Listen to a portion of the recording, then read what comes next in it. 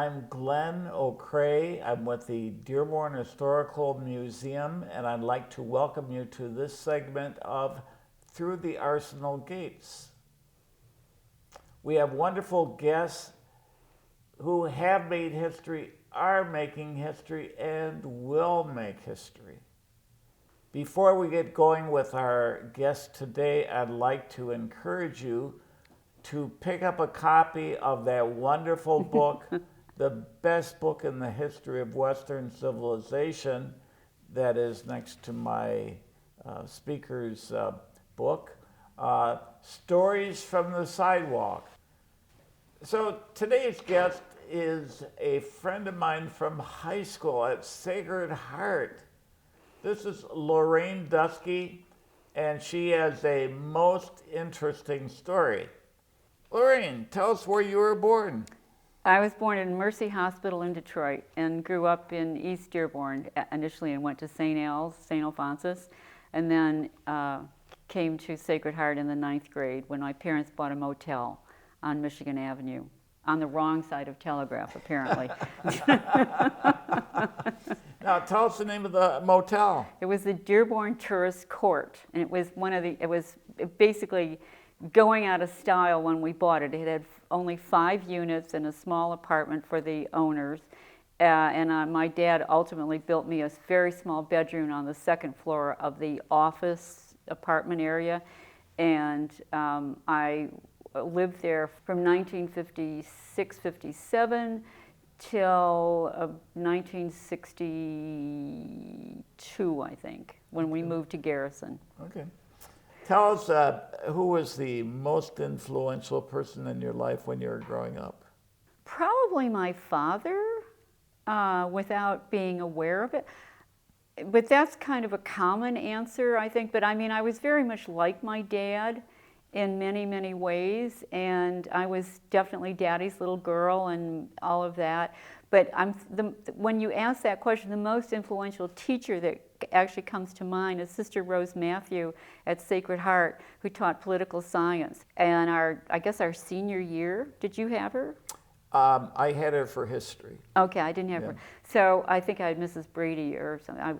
But Rose Matthew and I got along like 2 peas in a pod, and I aced her classes. I mean, I just gobbled up everything that in that class. I remember her talking about the United Nations and how one day there might be a one world community, that it wouldn't be just the United States, there's the United Nations, it might keep going on. And so even today when I read the paper about NATO and these different organizations that do include several countries, I think about Rose Matthew kind of talking about those things. Oh, interesting. When you were 12 years old, what did you think you wanted to do for a career? Be a newspaper reporter. What advice would you give to an 18-year-old who was trying to figure out what to do with his or her life? I can't really give that advice because I knew so strongly that from the 4th grade on that I wanted to be a newspaper reporter. And that's a funny career right now with news. It's so vastly different. But I do, in my mind, collect stories about people who become successful and know very young. Like last night, I was talking to my brother who lives in Huntington Woods and his wife about who we watch the evening news with, and we all watch ABC, David Muir. And I remember reading or hearing a story about him deciding that he wanted to do exactly what he is doing when he was extremely young. I think he grew up in upstate New York. And so, I think of an ice skater, the one who won the gold medal when she was 15 years old. Apparently she saw the Olympics when she was a little girl and got a Tupperware container and stood on it and was accepting the gold medal for some sport or something. So I think that many people decide on certain careers at a very young age. So if you're at 18, I think you should pick something you like to do, and because then your job never feels like a job. It feels like what you want to do. And if you don't know I mean, I don't have advice. It wasn't until I turned 62 that I figured out what I wanted to do. So You were okay. So, Lorraine, what happened in the fourth grade that made you decide on journalism? I was an extremely introverted, shy kid. I did not go out and play with Still shows, but go on. the right. I obviously changed, but I can still be shy at a party full of strangers. I do not go around and I stand in the corner, or I look for another person who nobody else is talking to. So I'm this shy kid, and I get an assignment from the teacher in the fourth grade who's at St. Al's, and it was when the school was in that old Catholic church that was the first Catholic church for St. Al's. And the assignment was a geography English assignment, and it was to write the story of a banana coming from South America sort of to the United States in your mother's kitchen. And so I wrote the story. I get the facts, it gets on the boat, it gets picked, etc., and it ends up in a pie in my mother's kitchen. The teacher read the story to the class, and then she didn't tell anybody who wrote it until it was over. And then she said, and that was written by Lorraine Dusky. And I'm in the back of the class. I'm not tall now, but I grew fast, and I was in the back of the class and quiet, so I didn't. And then all of a sudden, everybody, it's like turning around and looking at Lorraine Dusky, and I thought, this is it. This is what I'm going to do. And I also knew that I didn't come from a family where I could write novels, because I knew I needed to have a job. And my dad used to get 3 newspapers a day delivered at home. So in the Free Press was Brenda's Star. And I read Brenda's Star, and I thought, my God, she has the most fantastic life in the world.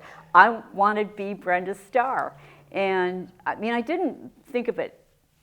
I mean, I'm saying it that way, but it just, all these things fell together. I knew that there was such a career, and that a woman did it because of that cartoon.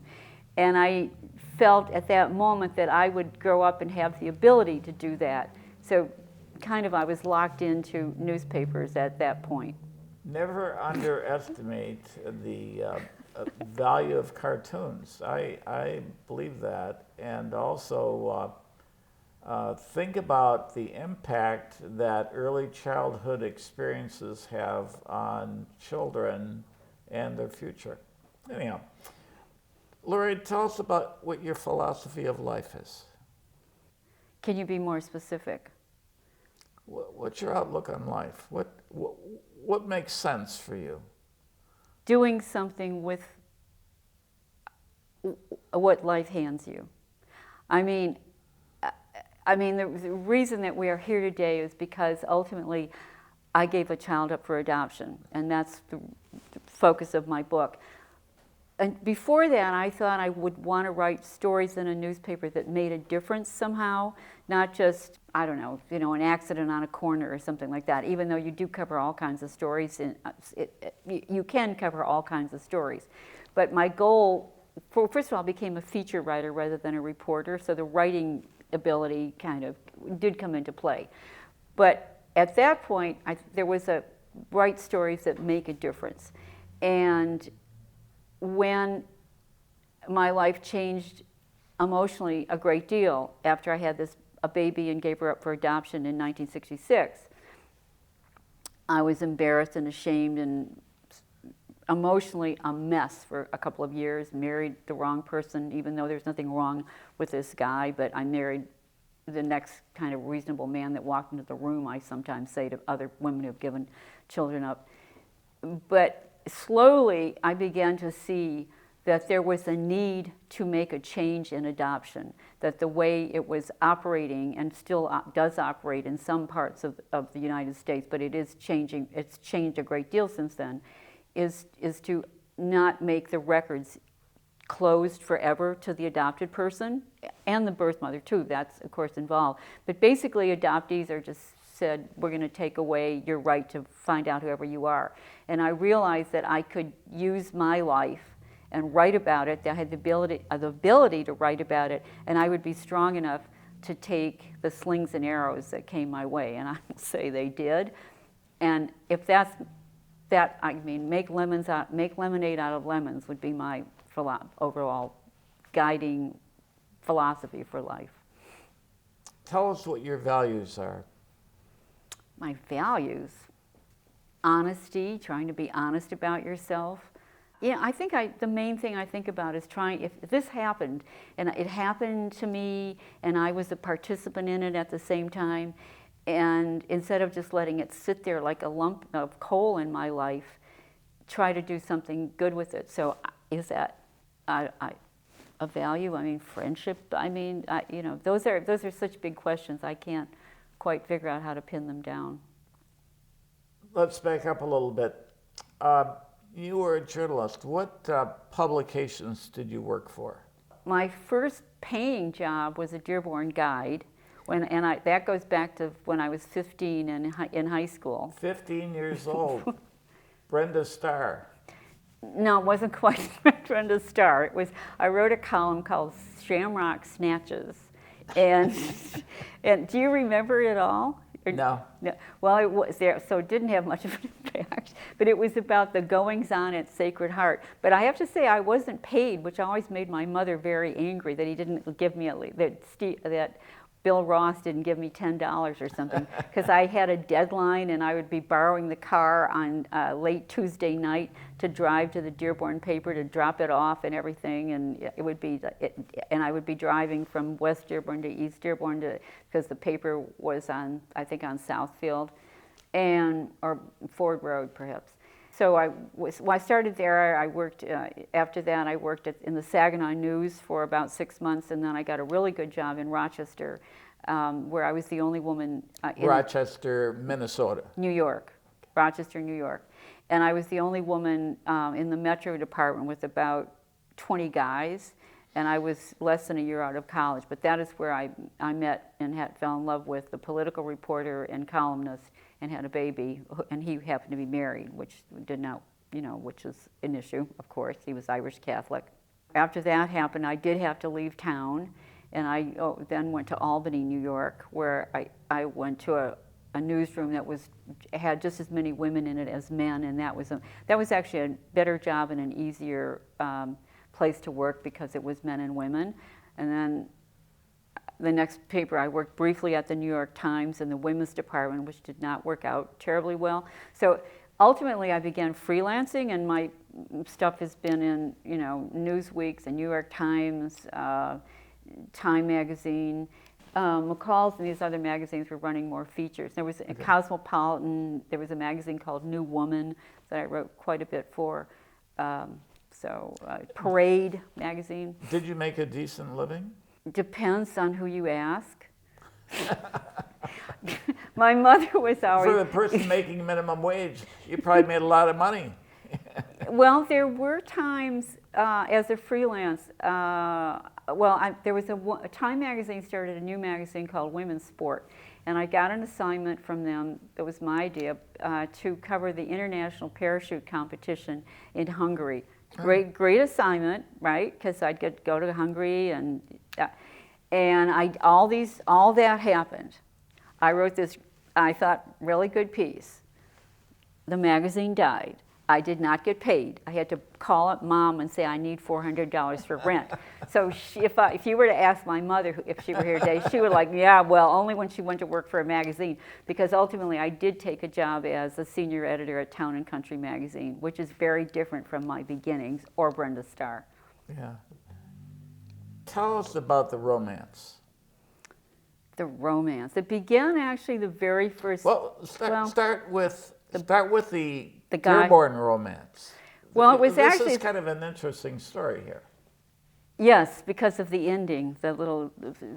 At a wedding my mother's from Jackson, Michigan, and at a wedding in Jackson, I met the first real love of my life, a guy named Tom Sawicki. And he came up to me, I was the maid of honor, it was my cousin's wedding, and he stood in front of me and said, "You're not from around here." And I was like, yeah, like I'm from the big town, you guys are from Jackson. And so I was kind of snotty for 5 minutes or so. And finally, he sat down, We scandalized everybody that night because he kissed me while we were dancing on this big floor that was lit up as brightly as this. Everybody saw it. You know, I mean, my mother said to me that next day, you know, he has a lot of girls chasing him. I mean, she already had information about this cad, supposedly. and anyway, we did have a great romance, but he was in Jackson. I was at Wayne State. He was at John Carroll University. His parents immediately got concerned that we got serious because the wedding was on Thanksgiving Day. In March, I had only seen him like 4 or 5 times. He asked me to marry him. We were deeply in love, but there was a lot of opposition from his parents, and it was very hard to get together. And then on top of that, my dad had a heart attack, and I had to work a great deal to stay in school, and he wanted me to drop out and help with the motel. There was problems making the mortgage, and so we drifted apart. We got back together. We drifted apart again, and I left Saginaw basically with pretty much a beaten up heart, and went to the next step in my career, which was in Rochester, New York, on the Democrat and Chronicle. And that first day, since I'm like suddenly the young woman sitting there, and we worked 3 to 11. So lunchtime was dinner time, and everybody basically went over to this place a bar called the Towpath. And it was clear the guys weren't going to say, "Hey, you know, come on over and join us." And I hadn't really met anybody yet. So the editor of the city editor said, "Why don't I take you over to the Towpath and introduce everybody?" And then he asked his friend Brasley, who was sitting right across the aisle from me, actually, maybe like 3 feet farther away from where you and I are sitting right now. And he said, "Brasley, why don't you join us?" When we were crossing the Genesee River to get to the Towpath, because that's where the newspaper was, the Towpath is on the other side, Dick, the city editor, comes to his car and he looks at Brasley and he says, "Well, I'm going to go home. You can take her over and introduce her, all right?"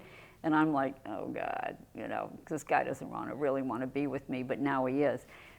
When we got to the Towpath, the table where all the reporters who were there for dinner was full. There was really no place for us to sit. So we ended up sitting, the 2 of us ended up sitting together and having a great time.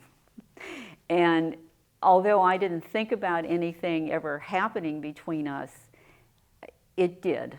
And within a month, we kissed and decided that this could not go anywhere. He was married, yada, yada, but his marriage wasn't very great. I think it's very hard to be married to a newspaper man. There are a lot of divorces. The work is erratic, exciting, hours are funny.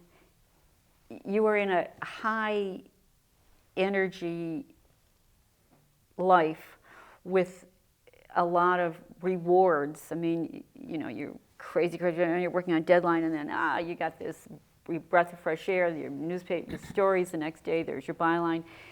It's a hard occupation to understand if you want a husband who makes more money because he's very bright, you know he could make more money, who has more regular hours, et cetera, et cetera, et cetera. And his wife didn't appreciate what it meant to be him, and he was a star at the paper and older than me. And anyway, that's how our romance began. How much older than 14 years. Oh, wow, that's significant. But you know, he didn't seem like that in the relationship. I really felt like his equal, just younger. I didn't ever feel like, oh my God, he's this goddess, not goddess, but you know, big star.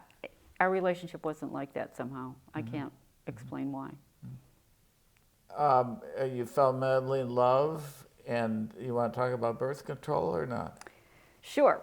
I mean, the pill was around, but the pill was just coming into vogue.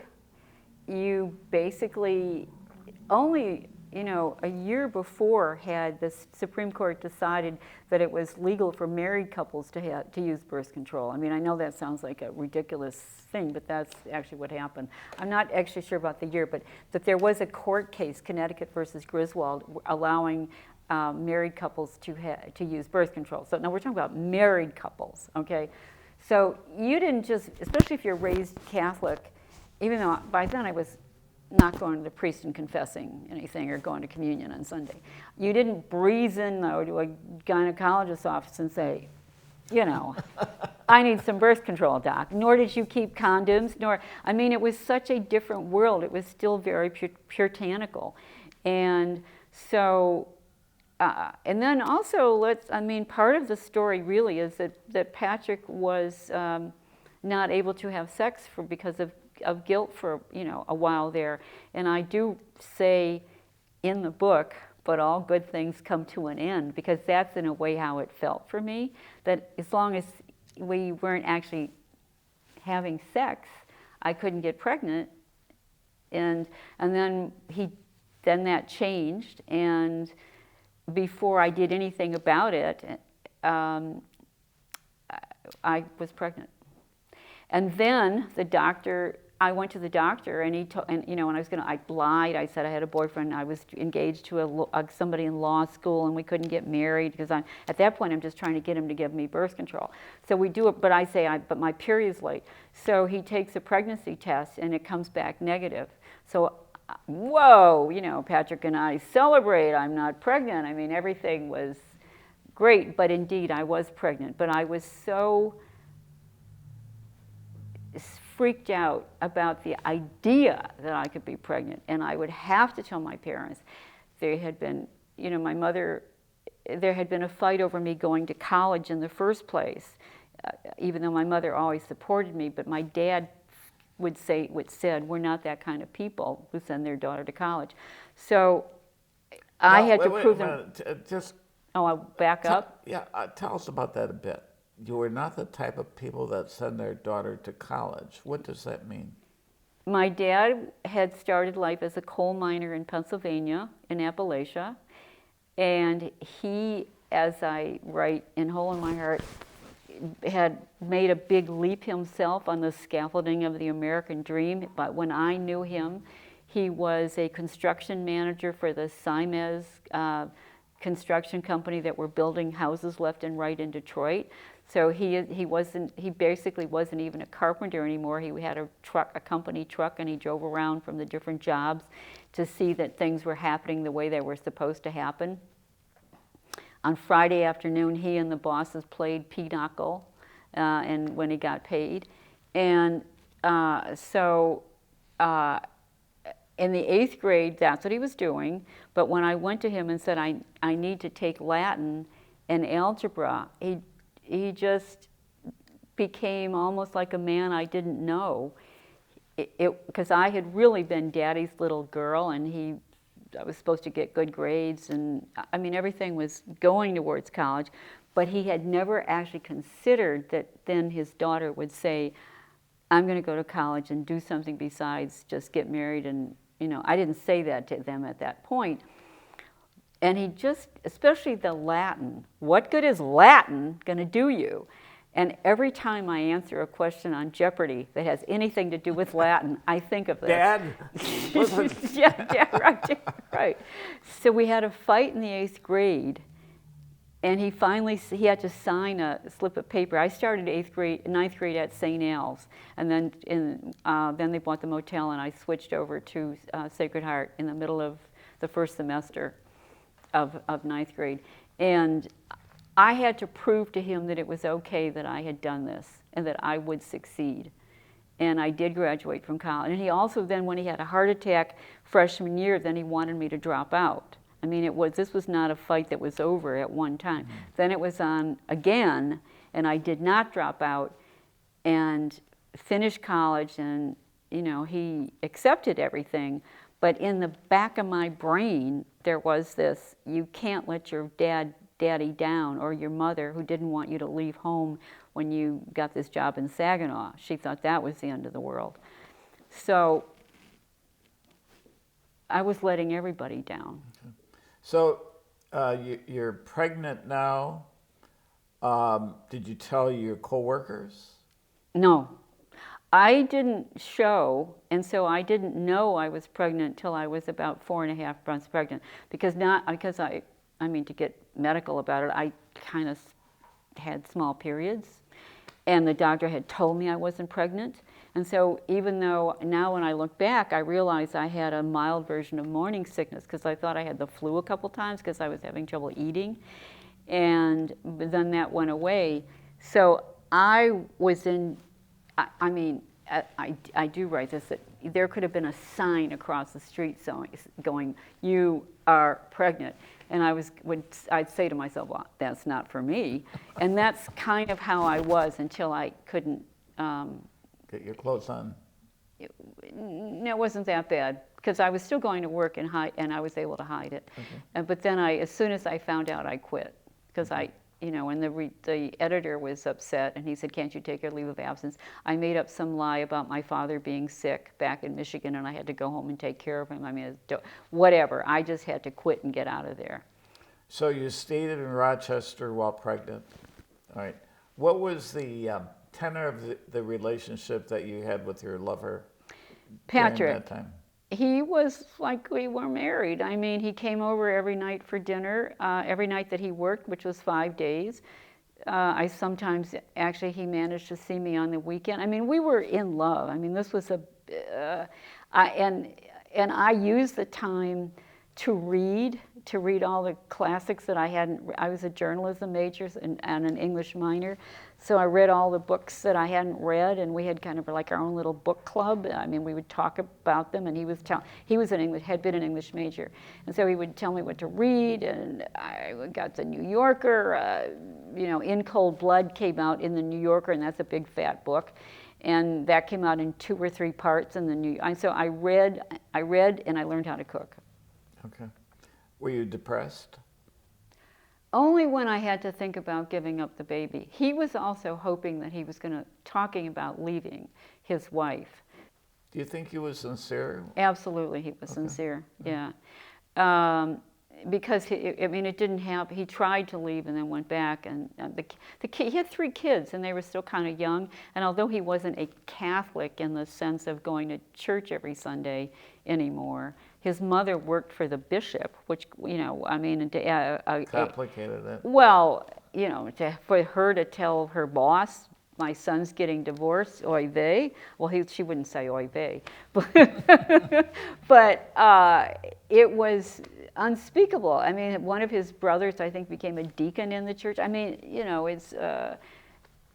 there was a lot of pressure, and he pushed the adoption because it was always, we'll be together. You give up the baby. You find another job. We'll be together.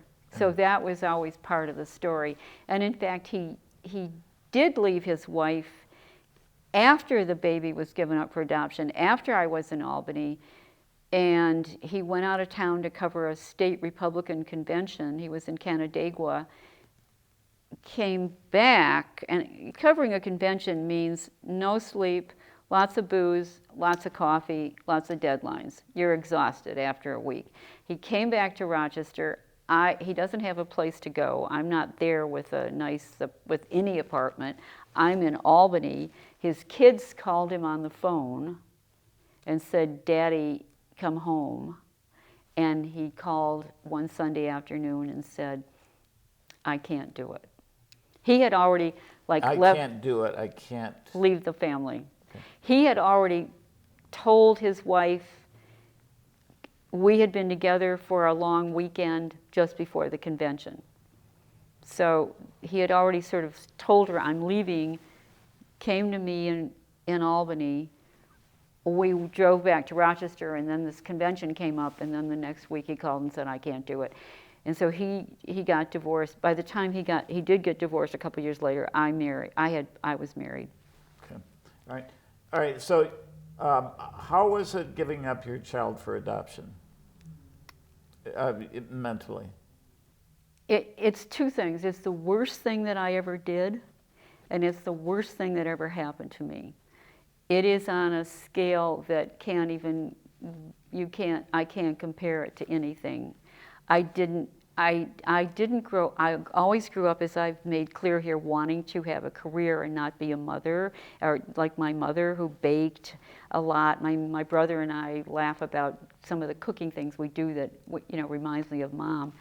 And, but I never saw myself as that, but I sure as hell did not want to give away my baby. Once I had her, everything leading up to it and at the time led to keep that baby.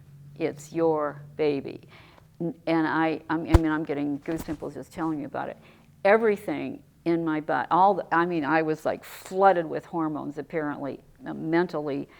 Do not let this baby go. And after I gave birth, I became hysterical because even though it was leading up to that, she was now really gone. She was out of my body and gone. And I was crying and sobbing and like a crazy person in the recovery room. So 2 nurses held me down and gave me some kind of tranquilizer that knocked me out. And then when I woke up, I was in another room, several hours later, and quiet. And then Patrick came that night bringing a box of a dozen roses, which the social worker called him at work and told him. All right. So you gave up your baby for adoption, and you got a job with another paper. Took a couple of months. And one job, I thought I was going to be hired in Toronto, which is a paper Hemingway used to freelance for, the Toronto Star, good newspaper. Thought, drove up from Rochester to Toronto. Patrick said, hey, we'll work there. Because I was still seeing Patrick constantly. Nothing had changed at home. I was seeing him all the time. And because he worked late, his wife didn't really know that he was coming over to my house instead of going out with the guys. How did he deal with that tension of, in effect, leading 2 lives? I don't know. Okay. That's his. That you can't ask him. He's dead. All right. So you ended up with what paper? The Albany Knickerbocker News. But I went to the Toronto Star because it's the guy on the phone. I'd sent clips and stuff. Sounded like they were going to hire me. But then I had to go to the city editor, and they noticed there was a gap. Why aren't you working now? And I made up the same baloney answer about my dad, and I could feel the interview. It was like snuffed out, like you snuff out a candle, and it was over. But in Albany, then I ran an ad for myself, an editor and publisher, and got a call from the guy, the editor of the Knickerbocker, and Dick, my friend back in Rochester, who was the city editor. Now everybody, he knew that because he and Patrick were friends.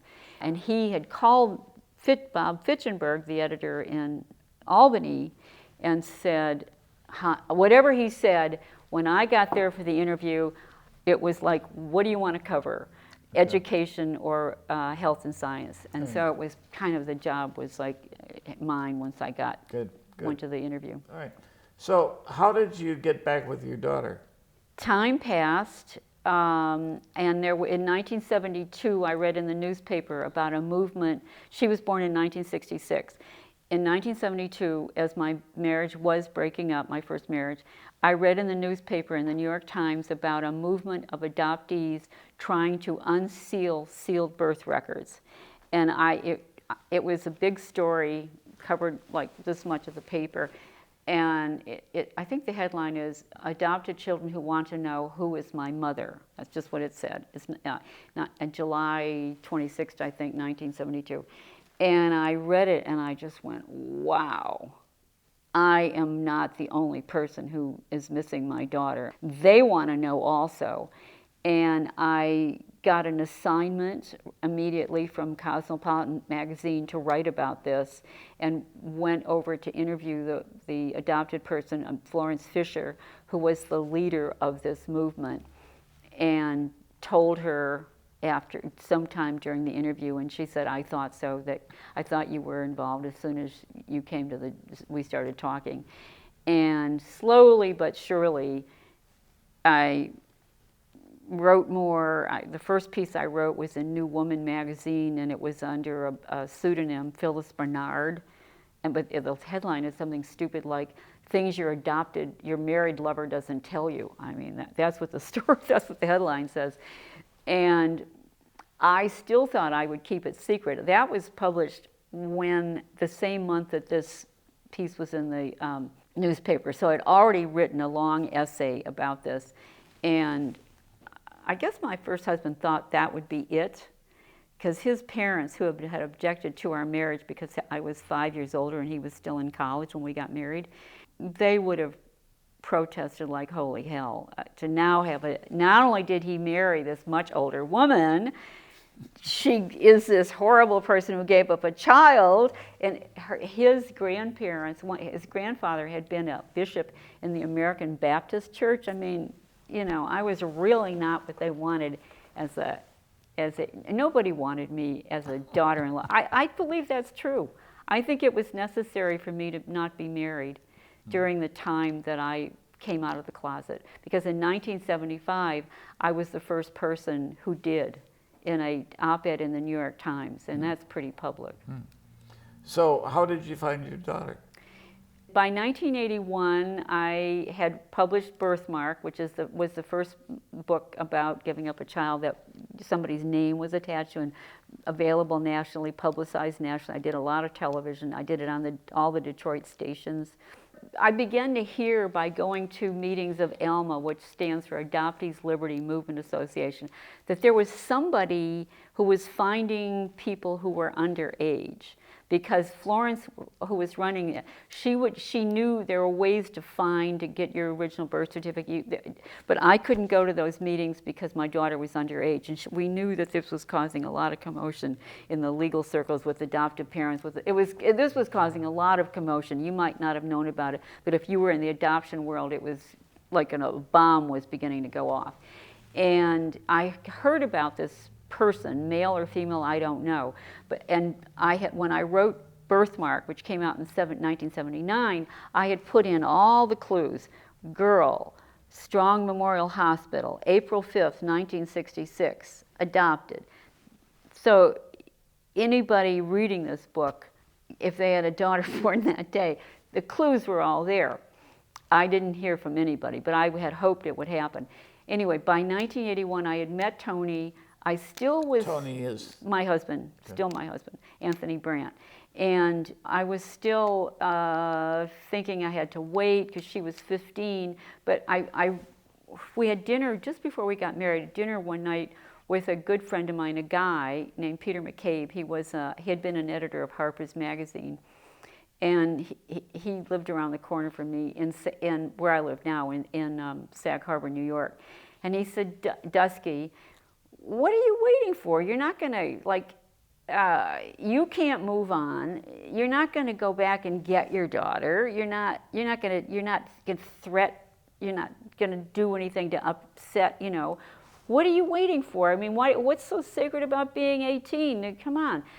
And Tony sort of went like, yeah, this is not the world's worst thing in the world. Now, they're not involved in adoption or anything, but they thought, well, that's not terrible.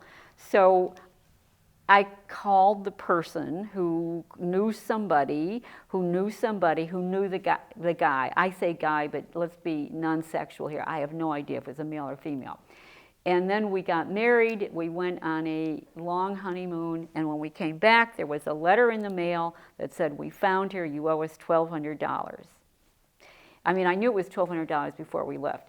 So we drove to New Jersey. I took $1,200 in cash, gave it to a person who gave it to another person who sent it to the person. And when we came back from, that happened before, we did all that before we got married. We went to and gave the money and everything. When I got back from the honeymoon, the letter said, we know who your daughter is. Call us. And I called somebody, and they gave me her name, her parents' name, the parish they belonged to, where they were living, and that they were in the phone book. And later on, I learned that he or she had already found her from the clues in Birthmark. Tell us about the medication you had taken while you were pregnant. Well, the doctor, after I was told I was not pregnant, I did take, I was given birth control pills, and trust me, I took them very religiously. Birth control pills at that time were 3 to 5 times stronger than they are today. They're hormones. One of the things they do is extract B6, the vitamin, from your body. So I took birth controls that entire time that I was pregnant. So it was very early in the development of the fetus, because it wasn't even showing up on the pregnancy test used at the time. I don't know if it's changed, but it was, let's say I was only 2 weeks pregnant, and that's when I began taking the pill. When I called her parents a couple of days after I got her name, one of the first things I learned is that she was in a learning disabled class in not every subject, but in math and maybe something else, and that she had epilepsy, she had seizures, and they were grand mal seizures, and she'd been hospitalized several times already. Now, nobody put it together. There's no history of epilepsy in my family, or Patrick's, and nobody put it together, but slowly research has shown, this is not A equals B, but in my mind, I think it does. Birth control pills leach B6 out of the body. One of the treatments for infant epilepsy are high doses of B6. What did the adoptive parents say when you called them? I did this stupid thing of pretending that I was doing an interview for 17 magazine because I needed to find out if she knew she was adopted. What if she didn't know? I mean, a lot of parents do make that mistake and don't tell their kids. Yeah. I just want to say here that it is a huge problem. Glenn, people our age sometimes find out they're adopted because somebody finally dies or something slips. So people in their 40s and 50s find out that they're adopted. And trust me, they never look at their parents again the same. And so I did need to find out, and so I asked. So I think the question, after you asked about hobbies or whatever else I made up, not too many. You do ask, what do you think about adoptees? It's a stupid question because it comes out of nowhere. Knowing who their parents are, and either the person's response to it. But before that happened, her mother got on the phone. Her adoptive mother got on the phone and said, "Oh, that doesn't apply here. She's LD." Now, LD are my initials. So I'm like, what? And I didn't know what she was talking about, learning disabled. And I was like, oh my God, my daughter's learning disabled? I mean, how can this? So at that point, I said, I had a daughter born on April 5th, 1966 in Rochester, New York, and I think that girl is Jane. And she said, what's your name? Where do you live? What's your address? What's your phone number? And I thought, oh my God, she's going to call the cops, because I had heard of that happening. But I just answered, and then I started crying, and then she started crying, and she was worried that I was going to hang up, and not at all. And I was there 3 days later. They put Jane on the phone like in 10 minutes. All right. How was the reconciliation with you and your daughter, Jane? It was great, but it was always, and this is not the adoptive parents' fault, but it was always because she was only 15, she wasn't 16 yet. It was always under the glare of the bright lights that we have here. So when she was on the phone with me, her parents were listening. So she told me later she was on neutral because she didn't want to hurt their feelings, which is very normal. When I actually met Jane at the Madison, Wisconsin airport, her father was there and her mother was not, and I hugged her, and she stood there with her, like this, with her hands in her back pockets. But I mean, she didn't like push me away or anything. It's like, okay, fine, and I knew her dad was watching and everything. And she told me later she had planned this very carefully so as not to hurt their feelings. But I spent the weekend at their house. I got sick, but that was because I got a cold and I get prone to sinus infections. And they were welcoming. they knew I wasn't there to grab her. They knew she had already told her mother she wanted to find me, and her mother said she would help her. So all things considered, it was absolutely great. Reunions are hard for everybody. It's an emotional roller coaster because you, the mother, feel your heart just ripped open, and it's just like it just happened. And the adoptee is dealing with conflicting emotions. This is a woman who abandoned me, and no matter how you frame it, the adopted person to this person who is taken from the smell and the feel of this mother, no matter when it happens, is with strangers. And when they grow up and understand it, abandonment is the issue, even if they don't frame it like that. It happens pre-verbal, and it's very hard to express it, and it becomes hard. It never is easy to express the depth of the feeling. And so reunions go, and mine was no different, up and down, absolutely fantastic, because I met her right around Thanksgiving, and at that Christmas she came to Dearborn and got off herself the plane at Detroit and met my mother right there at the gate. It was before 9/11, and we spent the weekend together with my mother and other people. My aunts and uncles came over, and so she met more people. How did your mother deal with the issue? I mean, I would use a word I can't say on camera. Was great. She was effing great. This is the first time in the history of this program we've heard that term effing, but anyhow. It's EFFIN. And she was, because first of all, I had to tell her that this had happened. Because my parents, the whole birth and adoption was unknown to my parents. My father died before ever knowing. My daughter was 2 at the time, and I told my mother just before I went public.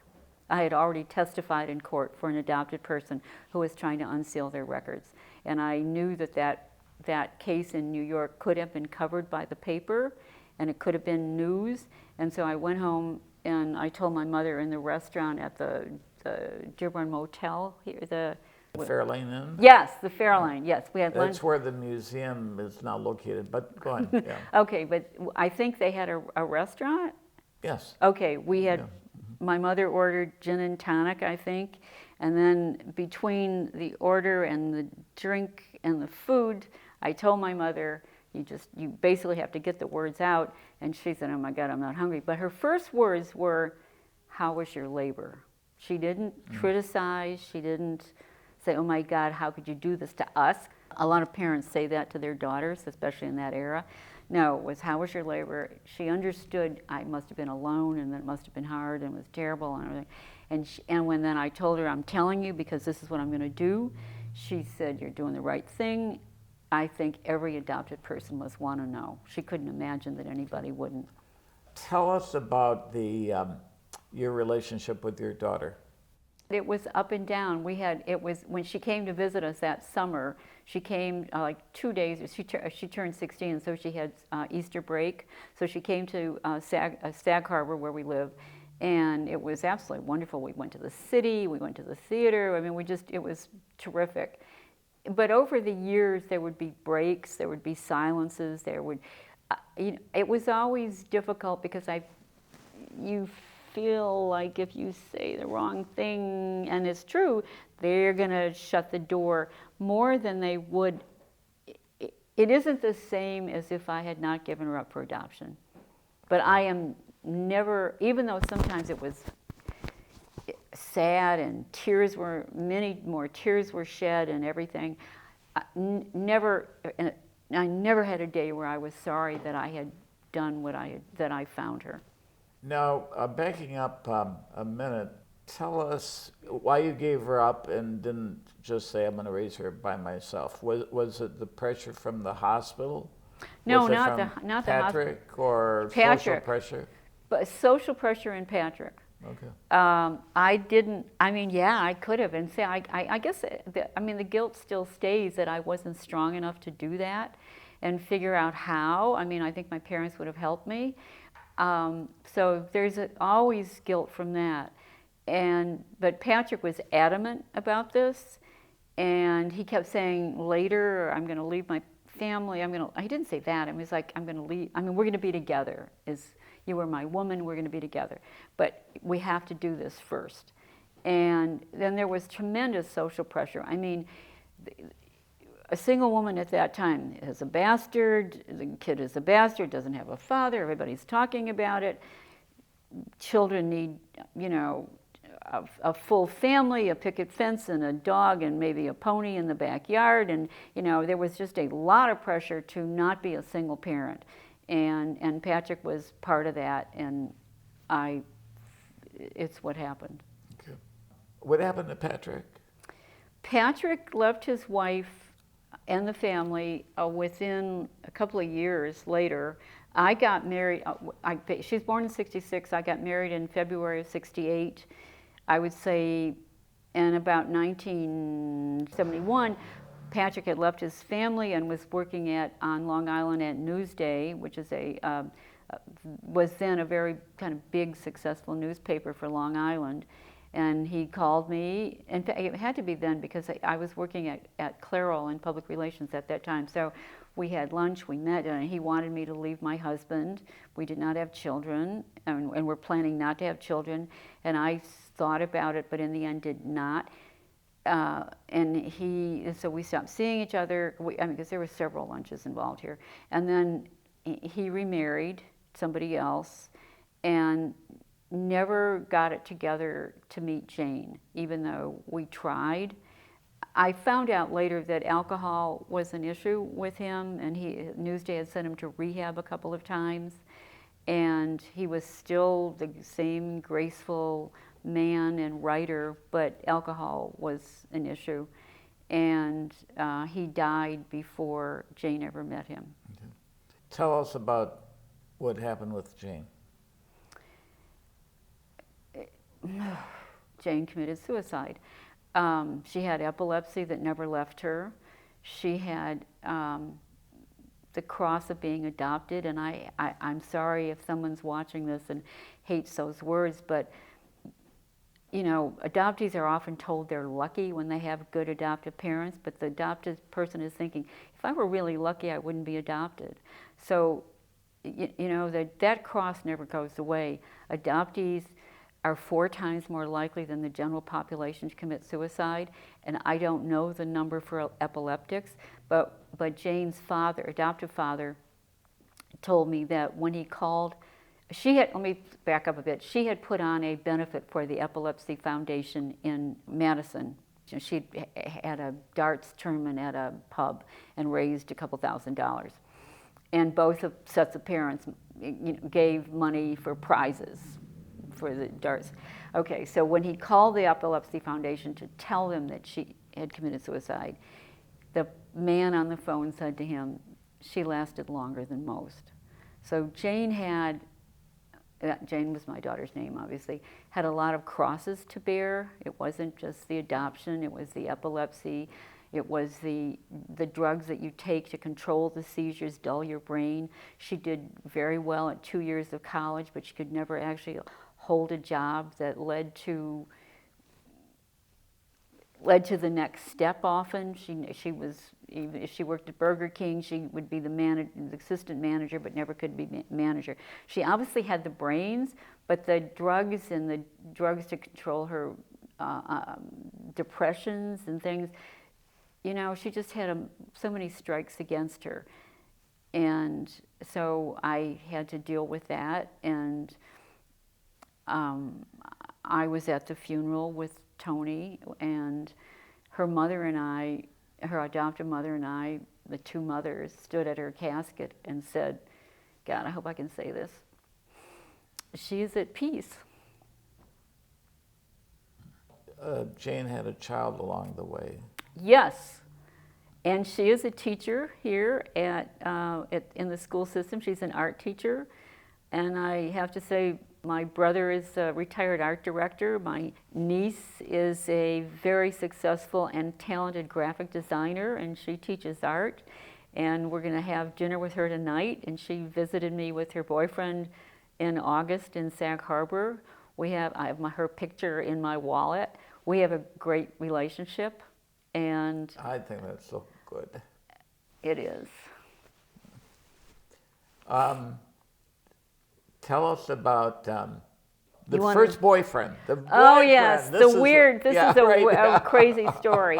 One day after Jane had committed suicide, I was making gołąbki, which is Polish, stuffed cabbage, very Polish. I mean, people were coming over for dinner the next night. The phone rings, and this woman says, "My name is, Jennifer Sawicki Hemingway, or whatever, this long name." And I went, whoa, back up. And she tells me that she is Tom's daughter, and she knows. This is the boyfriend. This is the boyfriend from college, from years ago, from the Polish wedding. And she tells me that she is involved in adoption herself, because she's married to an adoptee who was then the leader of the movement in Michigan to unseal the records. And I'm going like, what? And in fact, this guy and I are already Facebook friends. His name is Daryl Royal, and I'm kind of blown away. And then she says, I'm calling because I wonder if if the daughter that you gave up for adoption is my sister. She does not know at that point that Jane is dead. And I say, no, she is not. And I have to tell you that, she has died. And I know this is unbelievable, but we became really fast friends.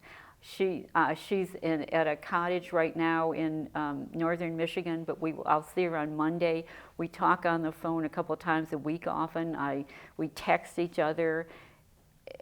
It's like I inherited a new granddaughter. Her relationship with her mother is troubled, and Tom died when she was 11.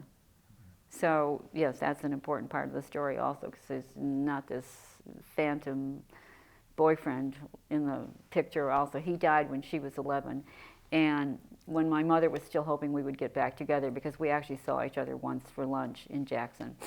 It's a long story, but that happened. Yeah. All right, we're running out of time. Tell us how one might purchase the book. You can ask your local bookstore to order it, or you can order it from Amazon or Barnes & Noble or any of those places online. And it's called Hole in My Heart. The subtitle is Love and Loss in the Fault Lines of Adoption. And it's not just, it's my story against the background of the whole social movement. Now, Lorraine, tell us what you want people to say about you when you move to the next life. That she made a difference. Good. Ladies and gentlemen, I hope you enjoyed this interview with Lorraine Dusky, author, friend.